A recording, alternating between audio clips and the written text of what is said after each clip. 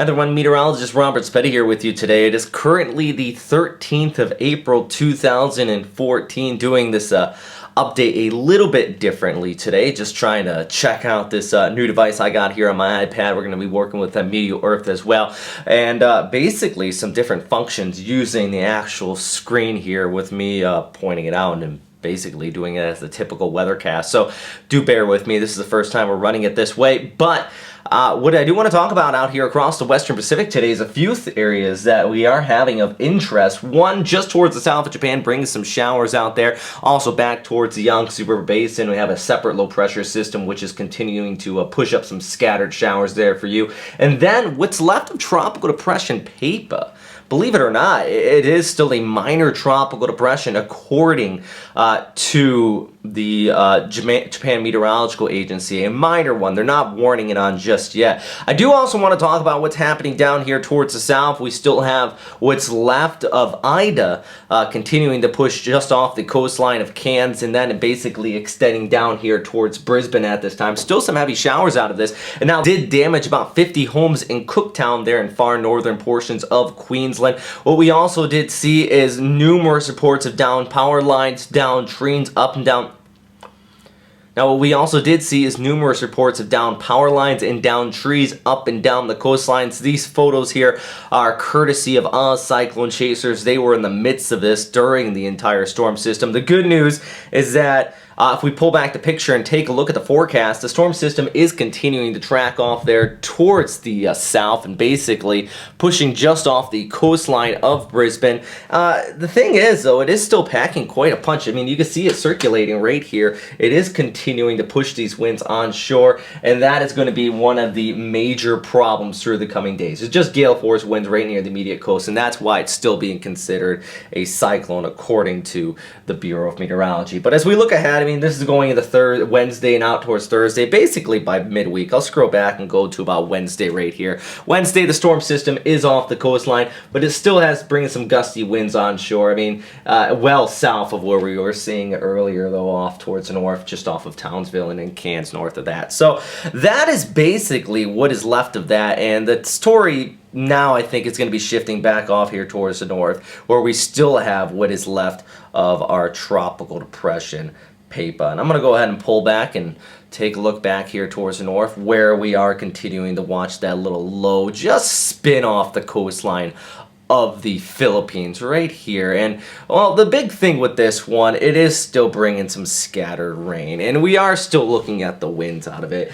And let's go ahead and scroll through the forecast starting here on Monday. Now this is today, and what we are seeing is those gale force winds basically interacting with our high pressure system off towards the north. I'll go ahead and pull up the pressure as well, and what we can see with this one, let that buffer up here for you really quick, is that you have these isobar lines just on the northern periphery of it. There's our center of circulation.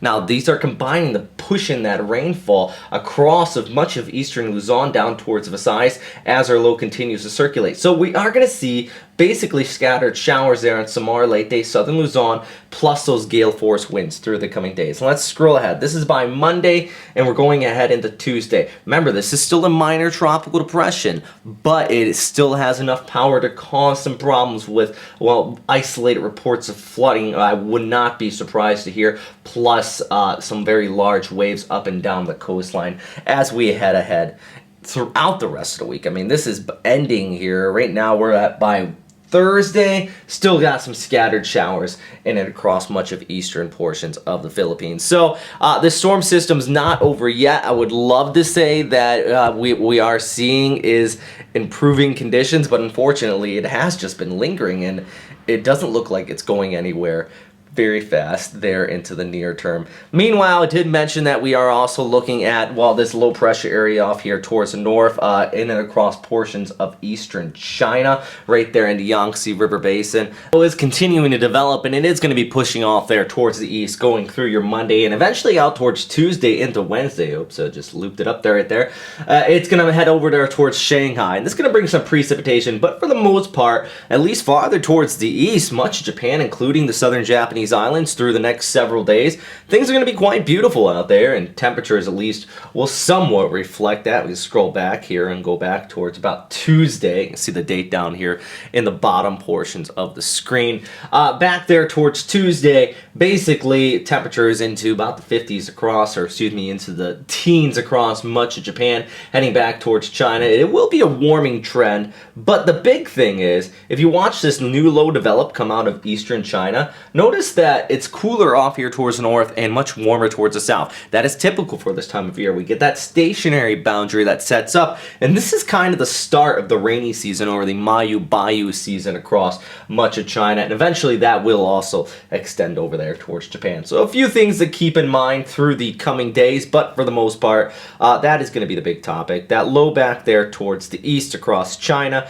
Japan, you'll be dominated by high pressure, and plus down here towards the south, we are still watching what is going on with our tropical depression. So taking a look at the weather map there from the Japan Meteorological Agency right now, the low just south of Japan, that will be pushing off there towards the east. If you notice, and I'll go ahead and lift it up right there, we still do have our tropical depression right here. Now that is what is left of Papa. Now the thing is, JMA does not expect it to develop any further into a tropical storm, but still a TD, and a TD can bring thus heavy rain showers, and definitely will be a problem out here through the coming days. So that is all for right now, everybody. Thanks again for watching here at westernpacificweather.com. If you have any questions, comments, or suggestions, you can always post them there into the comment box below. I always appreciate your feedback. What do you think of our new little attempt at doing something a little bit different today? I really just wanted to use this tool. It's a reflector on my iPad, and I ran this whole update from my iPad,